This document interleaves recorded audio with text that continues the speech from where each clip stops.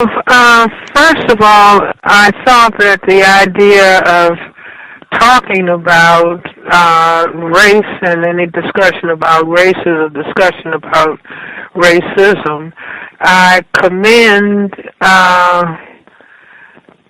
the individual is Mr. Schultz, I believe. I commend him for making that effort, and I'm not at all surprised that, I didn't anticipate it that would happen. But again, I'm not surprised that there was a refusal to have any dialogue and discussion about racism.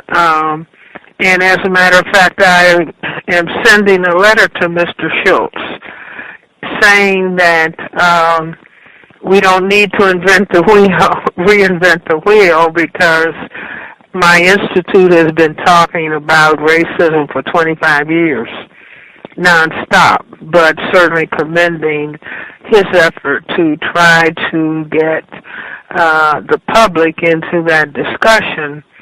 It was interesting because I went to Starbucks when I first heard about it, and I made some copies of my definition of racism.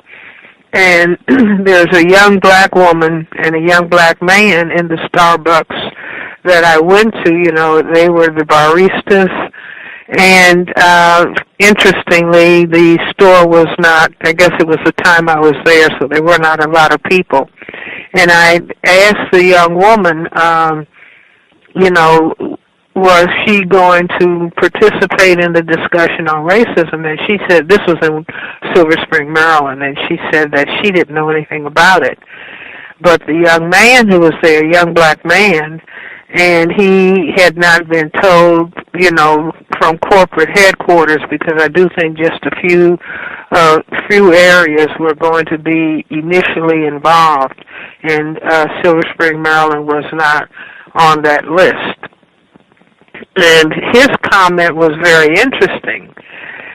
He said he had heard about it in the news, but he said he was not going to, as a black male, he was not going to engage any people in a discussion on racism. Most of the people who come into that particular Starbucks are white. And he said, and then have somebody get upset or annoyed with what he would have to say, and then he would lose his job. So I thought that was quite interesting.